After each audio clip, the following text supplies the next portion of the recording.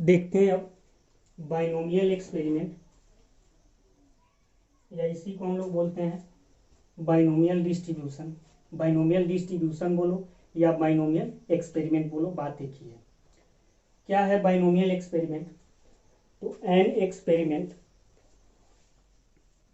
ठीक है, an experiment is called binomial experiment if it result in only two possible outcomes. किसी experiment को binomial experiment तभी बोला जाएगा जब उस एक्सपेरिमेंट का केवल दो पॉसिबल आउटकम्स हो। ठीक है, केवल दो पॉसिबल आउटकम्स हो, उस एक्सपेरिमेंट को बोला जाएगा बाइनोमियल एक्सपेरिमेंट। जैसे example, tossing a coin for getting head और tail is a binomial experiment. एक कॉइन को टॉस किए हेड और टेल लाने के लिए, हेड या टेल लाने के लिए, यह बाइनोमियल एक्सपेरिमेंट है। क्योंकि कॉइन को टॉस किए तो हमारे लिए क्या है, या तो हेड है या टेल है, तो दो ही एक्सपेरिमेंट, दो ही यहाँ पे आउटकम्स हुआ, या तो हेड या तो टेल। फिर throwing a dice for getting even और odd number is a binomial experiment. एक डाई को थ्रो किए ऑड नंबर या इवन नंबर आने के लिए, तो भी क्या कहलाएगा, वो बाइनोमियल एक्सपेरिमेंट कहलाएगा। ठीक है, बाइनोमियल एक्सपेरिमेंट में दो ही आउटकम्स होता है। बाइनोमियल एक्सपेरिमेंट में दो ही आउटकम्स होगा। जैसे डाई को थ्रो किए तो हेड आए या टेल आएगा, दो ही आउटकम्स आएगा। डाई को हम थ्रो किए, डाई को जब हम थ्रो किए और डाई को थ्रो किए और क्या हमारे लिए आउटकम्स है, या तो ऑड नंबर या इवन नंबर। तो डाई को थ्रो करेंगे तो या तो ऑड नंबर आएगा या इवन नंबर आएगा। यही दो इवेंट ही हम डिफाइन किए, आउटकम डिफाइन किए, या तो ऑड या तो इवन, या तो ऑड नंबर आए या तो इवन नंबर आए। तो यहाँ भी दो ही पॉसिबल आउटकम्स हुआ, तो क्या कहलाएगा, बाइनोमियल एक्सपेरिमेंट। तो जितना भी बाइनोमियल एक्सपेरिमेंट होगा, बाइनोमियल एक्सपेरिमेंट कब बोला जाएगा, जब उसमें केवल दो ही पॉसिबल आउटकम्स हो। बहुत लोग को यह दिक्कत हो रहा होगा कि जब डाई को हम थ्रो करेंगे तो वहां तो 6 आउटकम्स होता है। भले ही 6 आउटकम्स होता है, लेकिन यहाँ डिफाइन क्या कर रहे हैं हम लोग, या तो ऑड आए या तो इवन आए। तो जब डाई को थ्रो कीजिएगा तो दो ही आउटकम्स होता है ना, ऐसे या तो ऑड नंबर आता है या इवन नंबर आता है। तो या तो ऑड नंबर आने के लिए या इवन नंबर आने के लिए हम डिफाइन कर रहे हैं। तो इस एक्सपेरिमेंट को जो डाई को हम थ्रो कर रहे हैं वो भी बाइनोमियल एक्सपेरिमेंट ही बोला जाएगा। ठीक, outcomes of binomial experiment is represented by word success and failure. जो आउटकम्स होगा बाइनोमियल एक्सपेरिमेंट का, तो बाइनोमियल एक्सपेरिमेंट के आउटकम्स को हम लोग आउटकम्स को रिप्रेजेंट करेंगे वर्ड से, सक्सेस या फेलियर, या तो सक्सेस या तो failure. Probability of success and failure are represented by word P and Q respectively, where success and failure are two outcomes of any trial of an experiment। मतलब क्या है कि यहाँ पे बाइनोमियल एक्सपेरिमेंट में दो ही आउटकम्स होगा, या तो सक्सेस या तो फेलियर। तो सक्सेस या फेलियर के प्रोबेबिलिटी को रिप्रेजेंट करेंगे P या Q से। P है probability of success in one trial, ठीक है, एक ट्रायल में सक्सेस का प्रोबेबिलिटी। Q क्या है, probability of success in, probability of failure in one trial. ठीक है, यानी P जो है बाइनोमियल एक्सपेरिमेंट के एक ट्रायल में सक्सेस के प्रोबेबिलिटी को रिप्रेजेंट कर रहा है, और Q जो है एक ट्रायल में फेलियर के प्रोबेबिलिटी को रिप्रेजेंट कर रहा है। तो आगे अगर हम P लिखें, Q लिखे तो यह समझ जाइएगा। P क्या होगा, एक ट्रायल में सक्सेस का प्रोबेबिलिटी, Q जो होगा एक ट्रायल में फेलियर का प्रोबेबिलिटी। अब कहिएगा सक्सेस फेलियर क्या है, तो सक्सेस और फेलियर जो है बाइनोमियल एक्सपेरिमेंट का दो आउटकम्स होगा। जैसे मान लेते हैं एक क्वाइन को हम टॉस किए और हेड का आना अगर सक्सेस हो गया तो टेल का आना क्या होगा, फेलियर होगा। ठीक है, हेड आना अगर हमारे लिए सक्सेस है तो टेल क्या होगा, हमारे लिए फेलियर होगा। That means P equal to probability of success in one trial, Q equal to probability of failure in one trial, और P प्लस Q 1 होगा। यानी एक ट्रायल में सक्सेस का प्रोबेबिलिटी और फेलियर का प्रोबेबिलिटी 1 होता है हमेशा ही। ऐसे भी देख लो, एक क्वाइन को टॉस किए, हेड का आना सक्सेस हुआ तो टेल का आना क्या होगा, फेलियर होगा। तो हेड का आना जब सक्सेस होगा तो हेड के आने का प्रोबेबिलिटी एक ट्रायल में क्वाइन को टॉस कर रहे हैं तो 1/2, और हेड का नहीं आना यानी फेलियर होना मतलब टेल के आने का प्रोबेबिलिटी भी 1/2। तो 1/2 प्लस 1/2 कितना आ जाएगा, 1। इसके बाद एक फॉर्मूला है जिसको ध्यान में रखना है, probability of getting r success और n minus r failure when an independent trial of an experiment is performed। मतलब किसी एक्सपेरिमेंट में n इंडिपेंडेंट ट्रायल हम कर रहे हैं। इंडिपेंडेंट ट्रायल का मतलब समझ ही रहे हैं, पहला बार ट्रायल किए उसका कोई मतलब नहीं है दूसरा बार ट्रायल से, तो n इंडिपेंडेंट ट्रायल कर रहे हैं और उस n इंडिपेंडेंट में हम r बार सक्सेस हो जाए, r बार सक्सेस हो जाए तो ऑफकोर्स n माइनस r बार फेलियर हो जाए। जैसे 10 बार ट्रायल कर रहे हैं तो 4 बार सक्सेस करना है, तो 4 बार सक्सेस होंगे, इसका मतलब 10 में से 4 घट गया, मतलब 6 बार फेलियर होंगे। वही बात चल रहा है कि n इंडिपेंडेंट ट्रायल किया जा रहा है और उस n इंडिपेंडेंट ट्रायल में r बार सक्सेस हो जाए या n माइनस r बार फेलियर हो जाए, दोनों का प्रोबेबिलिटी PR लिखा हुआ है, मतलब probability of getting r success when n independent trial are perform. ध्यान रखिएगा, PR मतलब r बार सक्सेस हो रहे हैं, तो इसका फॉर्मूला होता है NCR P to the power r Q to the power n minus r। ये फॉर्मूला कहां से आया उसका बात कर लेंगे। खैर यहाँ पे n क्या है तो number of trial, n bar trial कर रहे हैं, r क्या है तो नंबर ऑफ सक्सेस, r बार सक्सेस होना है, p क्या है probability of success in one trial, एक ट्रायल में सक्सेस का प्रोबेबिलिटी, q क्या है probability of failure in one trial. तो यह फॉर्मूला आप याद रखिएगा कि n इंडिपेंडेंट ट्रायल कर रहे हैं, उस n इंडिपेंडेंट ट्रायल में हमें r बार सक्सेस होना है, तो इसका प्रोबेबिलिटी होगा NCR into P to the power r into Q to the power n minus r, जहां पे n क्या है, p क्या है, q क्या है, r क्या है, सब क्लियर है। ये फॉर्मूला कहां से आया तो आप लोग बाइनोमियल थ्योरम पढ़े होंगे, थोड़ा सा बात कर लेते हैं।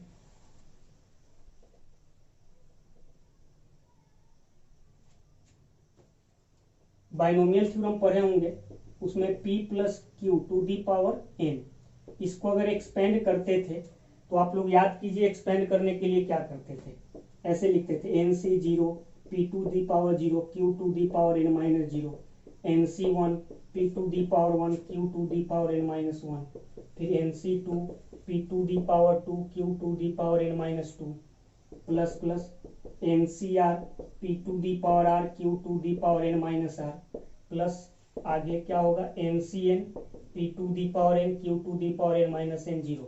तो आपको याद होगा बाइनोमियल थ्योरम पढ़े हैं, तो बाइनोमियल थ्योरम में इसका फॉर्मूला यही था। ठीक है, तो यहां पे क्या हो रहा है कि हमें सक्सेस कितना बार होना है, r बार सक्सेस होना है, r बार सक्सेस होना है, इसका मतलब n माइनस r बार फेलियर होना है, यानी r बार सक्सेस होगा, यानी कि इस पे p के पावर जो होगा वो क्या जाना चाहिए, r जाना चाहिए, तब r बार सक्सेस होगा। मतलब शॉर्ट कोट बता रहे हैं कैसे आया वो फॉर्मूला, और n माइनस r बार फेलियर होगा, यानी q पे पावर जो जाना चाहिए क्या जाना चाहिए, तो n माइनस r जाना चाहिए, तो यही है ना NCR into P to the power r q to the power n minus r, NCR यानी कि n ट्रायल में r बार सक्सेस, तो n ट्रायल में हम r बार सक्सेस जब होंगे तो p के पावर r जाएगा, q के पावर n माइनस r जाएगा, तो वहीं से फॉर्मूला लिखे हैं। तो बाइनोमियल थ्योरम जाकर देखो तो क्लियर और ज्यादा हो जाएगा। खैर इस फॉर्मूला को याद रखो कि n ट्रायल में r बार सक्सेस होंगे, इसका probability NCR p to the power r q to the power n minus r, ये बाइनोमियल थ्योरम से ही वो फॉर्मूला आया है। अगर एक्सप्लेनेशन नहीं समझ में आया कोई बात नहीं, फॉर्मूला याद रखो।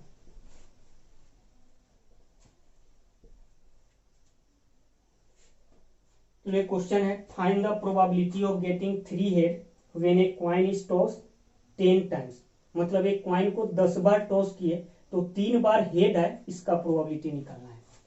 तो देखो सॉल्यूशन क्या किए कि कितना ट्रायल कर रहे हैं 10 बार, तो n इक्वल टू 10, हमें कितना बार हेड आना है तो 3 बार हेड आना है, तो हेड आना हमारे लिए सक्सेस, मान लिए कि हेड का आना हमारे लिए सक्सेस है, मतलब r क्या है 3, r3 मतलब 3 बार हमें सक्सेस होना है, 3 बार हमें सक्सेस होना है। तो probability of success probability of success, तो यहाँ सक्सेस किसको हम बोल दिए, हेड का आना हमारे लिए सक्सेस है। तो प्रोबेबिलिटी ऑफ सक्सेस यानी प्रोबेबिलिटी ऑफ गेटिंग हेड कितना होगा। तो देखो जब कॉइन को टॉस करेंगे एक कॉइन को, तो या तो हेड आएगा या तो टेल आएगा एक ट्रायल में। तो हेड आए एक ट्रायल में, कभी भी पी या क्यू एक ट्रायल में सक्सेस या फेलियर का प्रोबेबिलिटी होता है। एक ही ट्रायल में सक्सेस और फेलियर का प्रोबेबिलिटी, ऐसा नहीं कि पूरे ट्रायल में, एक ट्रायल की बात कर रहे हैं, वहां भी लिखी दिए हैं। तो प्रोबेबिलिटी ऑफ सक्सेस, सक्सेस मतलब प्रोबेबिलिटी ऑफ गेटिंग हेड, तो हेड आने का प्रोबेबिलिटी, एक ट्रायल में हेड आने का प्रोबेबिलिटी कितना 1/2। Probability of failure, probability of failure यानी प्रोबेबिलिटी ऑफ फेलियर मतलब probability of not getting head, head नहीं आएगा तो क्या आएगा, टेल आएगा। तो टेल आने का ही प्रोबेबिलिटी कितना 1/2। तो यहाँ पे हमारे लिए P कितना हो गया, P मतलब एक ट्रायल में सक्सेस का प्रोबेबिलिटी 1/2 हो गया। Q कितना हो गया, एक ट्रायल में फेलियर का प्रोबेबिलिटी 1/2 हो गया। हमें क्या चाहिए, प्रोबेबिलिटी ऑफ 3 हेड, यही ना। प्रोबेबिलिटी ऑफ 3 हेड मतलब कि प्रोबेबिलिटी ऑफ 3 सक्सेस, 3 हेड मतलब 3 बार सक्सेस होना है, यानी हमें क्या चाहिए, P3 चाहिए। ठीक है, PR मतलब R बार सक्सेस, P3 यानी 3 बार सक्सेस, 3 बार सक्सेस यानी सक्सेस के लिए यहाँ सक्सेस का मतलब हेड, हेड का आना हमारे लिए सक्सेस है। तो हेड का आना हमारे लिए सक्सेस है, यानी हमें प्रोबेबिलिटी 3 हेड का चाहिए, यानी 3 बार सक्सेस होने का, यानी P3। PR होता तो क्या लिखा जाता है, NCR P2 Q to the power n - R। तो यहाँ पे क्या होगा, NC3 P2 Q to the power n - 3। यहाँ पे n क्या है, तो 10 है, तो रख दो, चिपका दो। 10C3 P क्या है 1/2 to the power 3, Q क्या है वो भी 1/2 to the power n - 3 यानी 10 - 3। 10C3 फॉर्मूला से 10 factorial by 10 - 3 factorial into 3 factorial into 1/2 to the power 3 into 1/2 to the power कितना हो जाएगा, तो 7। इसको सिंप्लीफाई कर लो, चलो यहाँ अभी और जगह है नीचे। 10 को लिख सकते हैं 10 9 8 into 7 factorial by 10 - 3 7 factorial into 3 factorial into 1/2 to the power 8 10 2 to the power 10 होगा। यहाँ पे 7 फैक्टोरियल से 7 फैक्टोरियल कैंसिल, चलो 3 फैक्टोरियल को भी ऐसे लिख दो 3 इंटू 2 इंटू 1, तो कितना हो जाएगा 3 तिहाई 9 2 चौको 8 4 3 12 120, ऊपर हो जाएगा 120 और नीचे हो जाएगा 2 to the power 10 यानी 1024। और भी इसको सिंप्लीफाई करो, अभी और कैंसिल होगा, जो आएगा हमारा प्रोबेबिलिटी होगा। तो उम्मीद है कि ये वाला समझ में आ गया होगा कि n इंडिपेंडेंट ट्रायल में R बार सक्सेस हो। अब सक्सेस क्या होगा, तो जो हमें चाहिए वो हमारे लिए सक्सेस हुआ, जो हमें नहीं चाहिए वो हमारे लिए फेलियर हुआ बाइनोमियल एक्सपेरिमेंट में। एक क्वेश्चन इस पे देख लेते हैं, इसमें भी आपको प्रोबेबिलिटी डिस्ट्रीब्यूशन कहेगा कि बताइए कि प्रोबेबिलिटी डिस्ट्रीब्यूशन लिखिए। जैसे कि इससे पहले वाले जो टॉपिक था उसमें भी प्रोबेबिलिटी डिस्ट्रीब्यूशन लिखे थे कोई रैंडम वेरिएबल का, तो यहाँ पे भी एक रैंडम वेरिएबल डिफाइन कर देगा और उस रैंडम वेरिएबल का प्रोबेबिलिटी डिस्ट्रीब्यूशन लिखने के लिए कहेगा। कुछ नहीं है, देख लेते हैं क्वेश्चन, क्लियर हो जाएगा। कह रहा है if A coin is tossed 4 times, एक कॉइन को 4 बार टॉस किए, मतलब n का वैल्यू कितना है 4 है। If x is the number of head observed, x क्या है, नंबर ऑफ हेड ऑब्जर्व्ड। अब यहाँ पे देखो, यहाँ पे रैंडम वेरिएबल x बोल दिया और x क्या है, नंबर ऑफ हेड ऑब्जर्व्ड, मतलब कि अब हेड क्या हो सकता है, हेड कितना बार हो सकता है, तो एक बार भी नहीं आए, एक बार आए, 2 बार आए, 3 बार आए या 4 बार हेड आ जाए, यही हो सकता है ना। एक कॉइन को 4 बार हम जब टॉस किए तो हमारे लिए सैंपल स्पेस तो हेड होगा या टेल होगा। और यहाँ पे एक नया रैंडम वेरिएबल डिफाइन किया क्या कि x क्या है, नंबर ऑफ हेड ऑब्जर्व। अब x क्या क्या वैल्यू ले सकता है, मतलब हेड कितना बार आ सकता है, तो एक बार भी नहीं, एक बार, 2 बार, 3 बार या 4 बार। तो इसी x का हमें कह रहा है कि find the probability distribution of x, मतलब x का प्रोबेबिलिटी डिस्ट्रीब्यूशन निकालिए। तो करेंगे क्या, तो वैसे ही जैसे किए थे पिछले बार कि एक्स जो जो वैल्यू लेगा उसके क्रॉसपॉन्डिंग क्या करेंगे, उसका प्रोबेबिलिटी लिख देंगे। मतलब एक्स जब वैल्यू 0 लेगा तो उसका प्रोबेबिलिटी जो आएगा वो लिखेंगे, 1 लेगा उसके नीचे उसका प्रोबेबिलिटी, 2 लेगा उसका प्रोबेबिलिटी लिख देंगे। वही क्या कहलाएगा, उसका प्रोबेबिलिटी डिस्ट्रीब्यूशन। तो यहां भी वही करने वाले हैं। ठीक है, एक्स क्या है, number of head observe.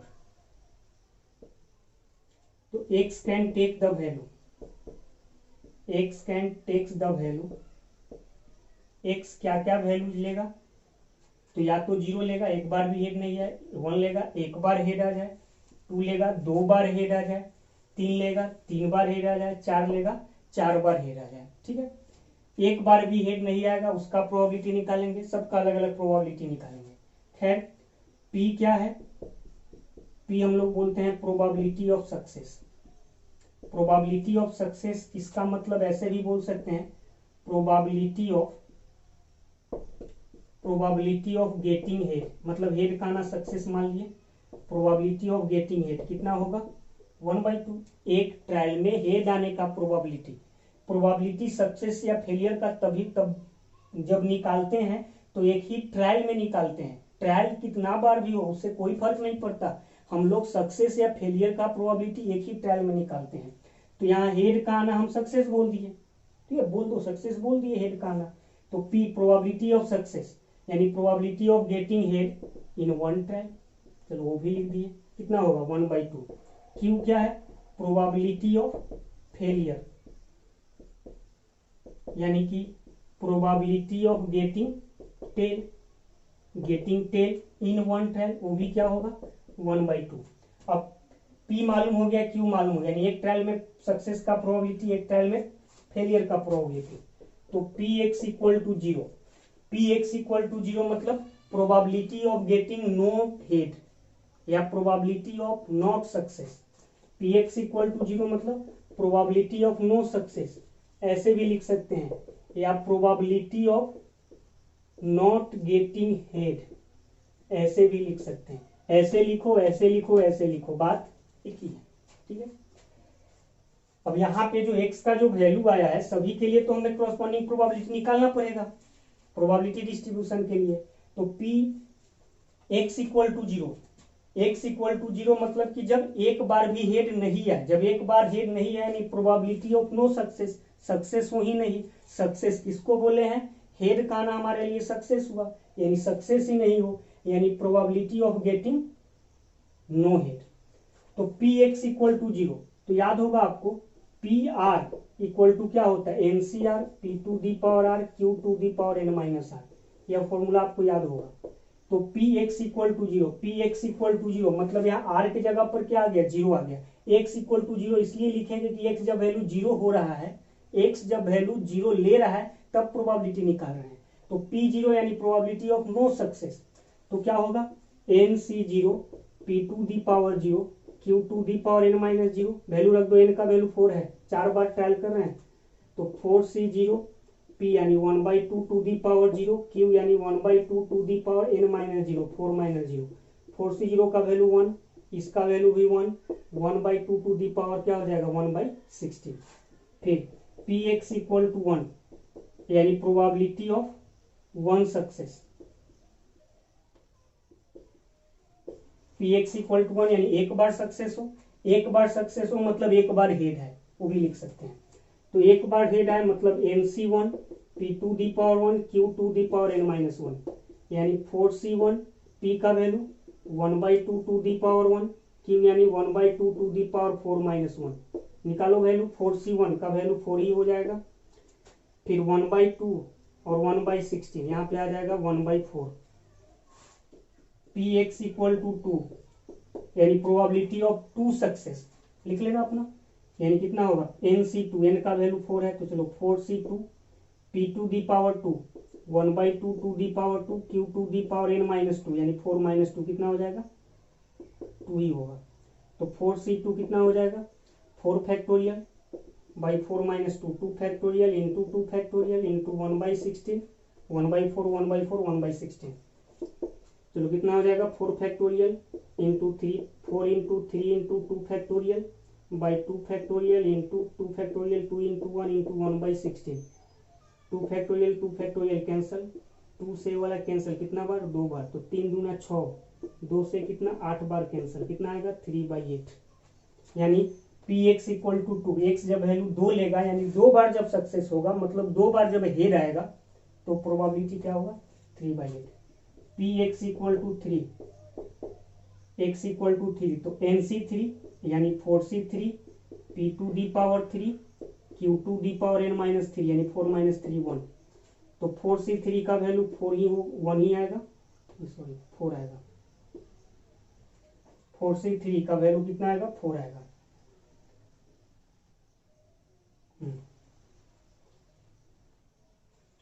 1 2 3 4, zero का छूट गया, चलो जीरो का बाद में ही निकाल लेंगे। 4C1 का वैल्यू 4, ठीक है, 4C3 का वैल्यू 4 ही आएगा। 1/16 कितना होगा, 1/4। पी एक्स इक्वल टू 4 यानी 4 बार सक्सेस हो, 4 बार हेड है, तो 4C4, ठीक है, इंटू पी यानी 1/2 2D4 इंटू Q2(n-r) 0। 4C4 का वैल्यू 1 और यहाँ हो जाएगा 1/16। P x equal to 0, zero का छूट गया था यानी एक बार भी सक्सेस नहीं हो। पी एक्स इक्वल टू 1, एक बार सक्सेस, 2 बार सक्सेस, 3 बार सक्सेस, 4 बार सक्सेस, एक बार भी सक्सेस नहीं है, उसका भी प्रोबेबिलिटी छूट गया था पहले, उसको भी लिख लेते हैं। तो 4C0 1/2 2D0 और Q2(n-r) 4 - 0 4, यानी यहाँ भी आ जाएगा 1/16। तो सबका प्रोबेबिलिटी आ गया। तो अब क्या करो, प्रोबेबिलिटी डिस्ट्रीब्यूशन लिख दो। चलो यहाँ लिख दे रहे हैं।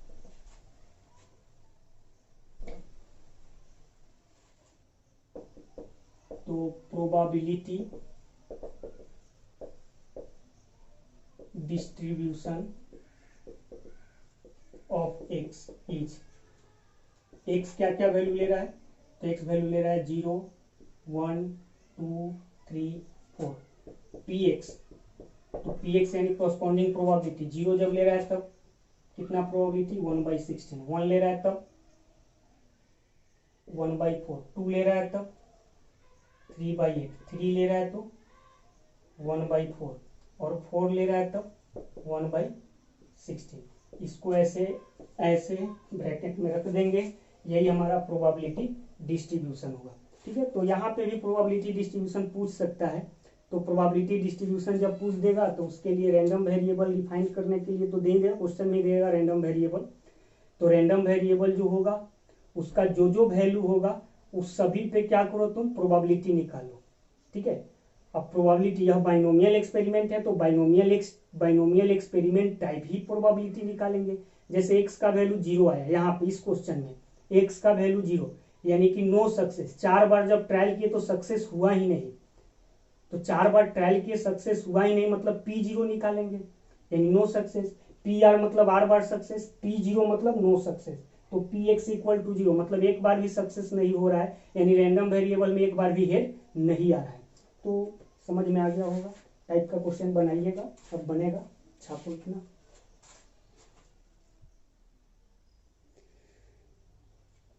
इसमें भी नोटेबल पॉइंट्स देख लेते हैं, इंपॉर्टेंट है, यहाँ से क्वेश्चन आता है। ठीक है, तो कहीं पे भी आपको क्लियर है इसमें कि PR लिख रहे हैं मतलब probability of getting 8 success when an independent trial perform. यहाँ पे जब भी अगर हम PR लिखे तो समझ जाइए कि 8 बार सक्सेस होना है एन इंडिपेंडेंट ट्रायल में। तो notable point first, probability of getting 8 success in an trial को क्या लिखेंगे, PR, और PR कितना होता है NCR P2(r) Q2(n-r). P क्या है, एक ट्रायल में सक्सेस का प्रोबेबिलिटी, Q क्या है, एक ट्रायल में फेलियर का प्रोबेबिलिटी। सक्सेस फेलियर क्वेश्चन के ऊपर डिपेंड करता है। अगर हेड के आने के लिए हमें बोल दिया तो हेड का आना सक्सेस हो जाएगा, टेल का आना फेलियर हो जाएगा। एक डाई को थ्रो किए 6 आए, मान लो कह दे कि एक डाई को 10 बार फेंके, 10 बार थ्रो किए तो 6 बार हमें 6 आ जाए, इसका प्रोबेबिलिटी निकालो। तो 6 बार हेड आ जाए, इसका प्रोबेबिलिटी हमें निकालना है।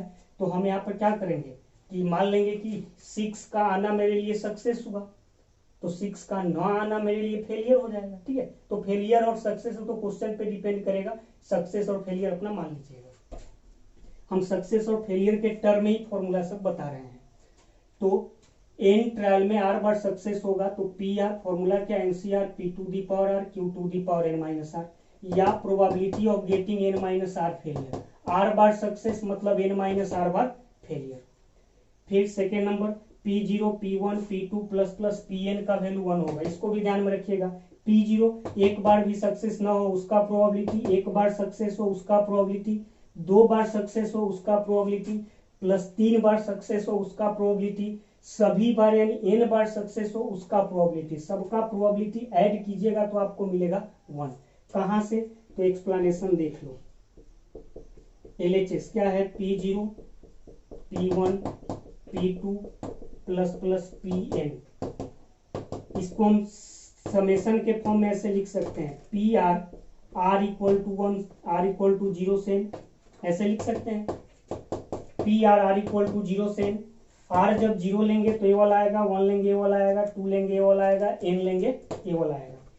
अब यहाँ पे क्या करो, पी आर, तो यहाँ से सिग्मा आर इक्वल टू 0 से एन, पी आर को लिख सकते हैं NCR Q to the power N minus R, लिख सकते हैं NCR P to the power R Q to the power N minus R. कहां से, तो यहां से पी आर को। अब आपको मालूम होगा कि इसको हम लोग इन सबको बाइनोमियल थ्योरम से कितना लिख सकते हैं, तो P plus Q to the power N binomial theorem से, और P प्लस क्यू आज बताए थे कितना होता है 1 टू दी पावर एन कितना हो जाएगा 1 इक्वल टू RHS। यहाँ से क्लियर हो गया, क्लियर हो गया मतलब प्रूफ हो गया। छापिए। तो यहां से क्लियर है कि P0 P1 P2 Pn सबका वैल्यू 1 होता है। थर्ड नंबर नोटेबल पॉइंट्स की बात करते हैं हम लोग,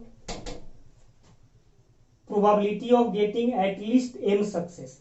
अब देखो यहां पे क्या है कि r सक्सेस मतलब एग्जैक्टली r बार ही सक्सेस होना है, जैसे 3 बार सक्सेस होना है यानी 3 ही बार सक्सेस होना है, लेकिन एटलीस्ट 3 बार सक्सेस बोल दे, इसका मतलब क्या, एटलीस्ट 3 बार सक्सेस होना है मतलब 3 बार भी सक्सेस हो सकते हैं, 4 बार भी हो सकते हैं, 5 बार भी हो सकते हैं, प्लस प्लस n बार भी हो सकते हैं। मतलब यहाँ पे जो r होगा वो क्या होगा, r m भी हो सकता है, m से बड़ा भी हो सकता है। ठीक है, यहाँ पे क्या बोल रहा है, probability of getting at least m success, कम से कम m बार सक्सेस होना है, यानी कि इसको क्या लिखेंगे, p जो r होगा, जैसे pr लिखते तो r बार सक्सेस, तो यहाँ पे आर पी आर तो नहीं लिखा जाएगा, कम से कम m बार सक्सेस होना है, तो कम से कम m बार सक्सेस होना है, यानी r का जो वैल्यू होगा m भी हो सकता है और m से बड़ा कहां तक हो सकता है, n तक हो सकता है।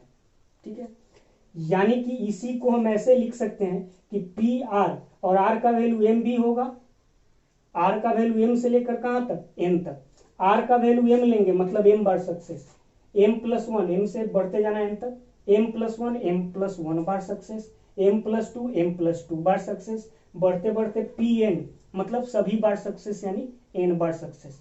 तो कम से कम m बार सक्सेस होने के लिए बोला, तो कम से कम m बार सक्सेस, m बार भी हो सकते हैं, m प्लस 1 बार भी हो सकते हैं, m प्लस 2 बार भी हो सकते हैं, और लास्ट कहां तक जाएंगे, n तक जाएंगे।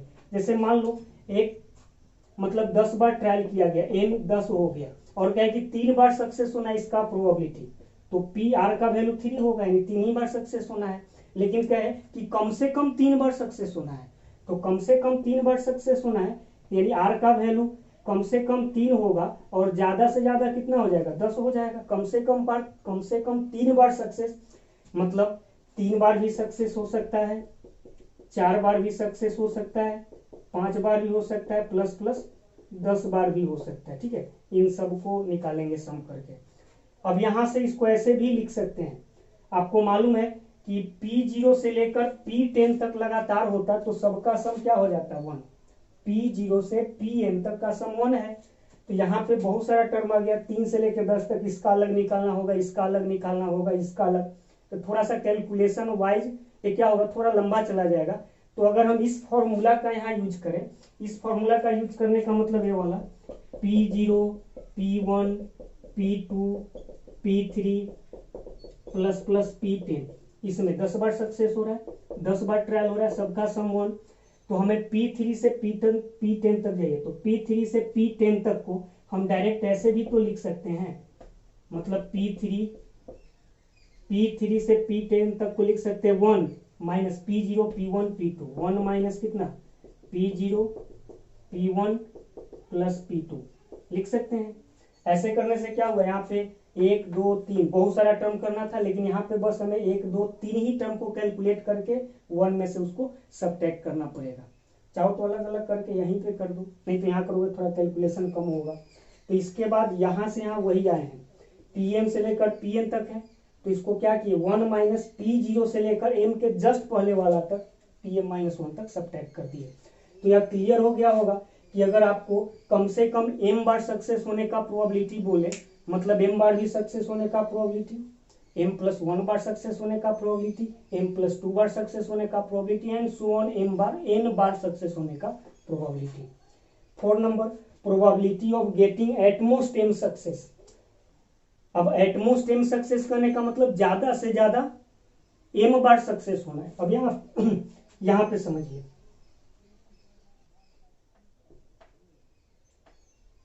यहाँ पे क्या है, n 10 है, 10 बार ट्रायल किए, r का वैल्यू 3 लेते, मतलब कि हमें 3 बार सक्सेस होना है।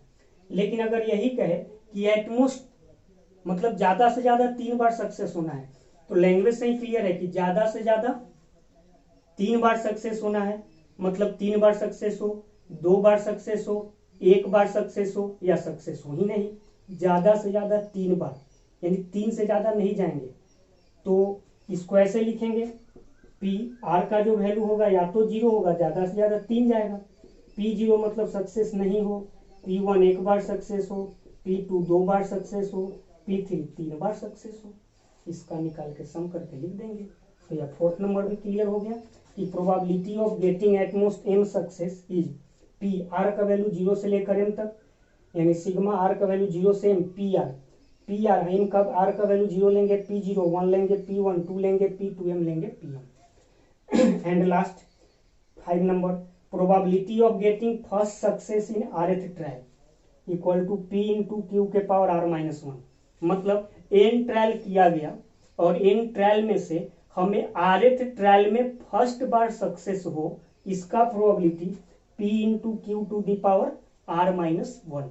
जैसे 10 बार हम क्वाइन को टॉस किए और 5वां ट्रायल में हमें फर्स्ट बार हेड है, इसका प्रोबेबिलिटी समझ में आ रहा है।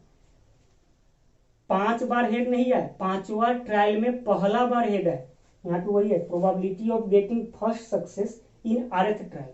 rth ट्रायल में फर्स्ट सक्सेस होने का प्रोबेबिलिटी P इंटू Q के पावर R-1।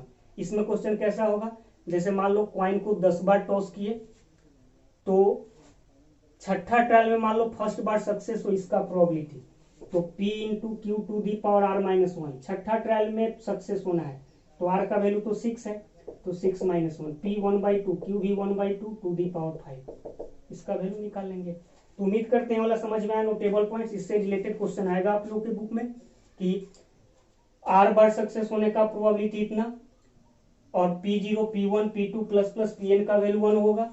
3rd नंबर क्या बोल रहा है कि एटलीस्ट m बार बोले तो m बार भी हो सकता है, उससे ज्यादा बार भी होगा। एटमोस्ट m बोले तो ज्यादा से ज्यादा m बार होगा, उससे कम वाला भी आ जाएगा। और rth ट्रायल में पहला बार सक्सेस होने का probability P into Q to the power R-1। देखते हैं क्वेश्चन इस पे, एक क्वेश्चन कर लेते हैं इस पे पूरा क्लियर हो जाएगा।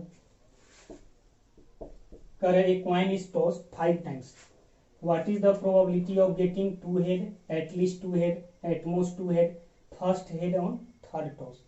तो यहाँ पे कॉइन को हम 5 बार टॉस कर रहे हैं, तो कह रहा है क्या प्रोबेबिलिटी होगा कि 2 हेड आ जाए, कम से कम 2 हेड आए, ज्यादा से ज्यादा 2 हेड आए, और थर्ड टॉस में फर्स्ट बार हेड है, सबका प्रोबेबिलिटी निकालना है। तो n कितना है 5, p मान लिए probability of getting head in 1 trial, एक ट्रायल में हेड आने का प्रोबेबिलिटी कितना होगा 1/2, या probability of success in 1 trial, जो लिखना है अपना लिखो। खैर यहाँ पे हम सक्सेस और फेलियर से बताएं ज्यादा क्लियर होता। यहाँ पे ऐसे ही बोल सकते हैं, probability of getting head in one trial या probability of success in one trial. तो सक्सेस आना हेड हो, हेड का आना मेरे लिए सक्सेस होता। क्यों, प्रोबेबिलिटी ऑफ गेटिंग टेल, मतलब क्यों मतलब फेलियर का प्रोबेबिलिटी, मतलब टेल आने का प्रोबेबिलिटी इन वन ट्रायल, वो भी कितना होगा 1/2। तो फर्स्ट नंबर हमें क्या कर रहा है, प्रोबेबिलिटी ऑफ 2 हेड, यानी आर का वैल्यू कितना है 2, तो कितना हो जाएगा NCR P to the power R Q to the power N minus R। NCR तो n कितना है 5, तो 5C 2 1/2 टू दी पावर 2 और 1/2 to the power N minus 2 यानी 5 minus 2। Second number at least 2 head, तो कम से कम 2 हेड आना चाहिए, मतलब R का वैल्यू 2 भी हो सकता है और बढ़ते बढ़ते कहाँ तक जा सकता है 5 भी हो सकता है। मतलब इसको लिखेंगे P2 P3 P4 P5, ठीक है, P2 P3 P4 और P5। P2 मतलब 2 बार सक्सेस, P3 यानी 3 बार सक्सेस, सक्सेस यानी 3 बार टेल आ जाए, 4 बार टेल आ जाए, 5 बार टेल आ जाए। तो सबका इसको ऐसे भी लिख सकते हैं 1 माइनस P0 और P1, ऐसे भी लिख सकते हैं। कहाँ से लिखे, तो अभी बताए थे P0 P1 plus plus P5 तक 1 होता, क्योंकि 5 बार ट्रायल हो रहा है, तो 1 माइनस P0 और P1, यहाँ से यही 2 टर्म लिखना पड़ेगा, लेकिन यहाँ 1 2 3 4 टर्म है, इसको भी कर सकते हैं, फिर यहाँ थोड़ा कैलकुलेशन कम होगा। 1 माइनस P0, P0 मतलब एक बार भी सक्सेस नहीं हो, तो NC0 5C0 P to the power R 1/2 the power 0 Q to the power N minus R 5। P1 यानी एक बार सक्सेस हो, तो 5C1 into P to the power R तो 1 Q to the power N minus 1 5 minus 1 यानी कि 4। Calculate कर लो। Third number क्या है, प्रोबेबिलिटी ऑफ एटमोस्ट 2 हेड, ज्यादा से ज्यादा 2 हेड, यानी कि ज्यादा से ज्यादा यानी R का मैक्सिमम वैल्यू 2 होगा और कम से कम वैल्यू 0 हो सकता है।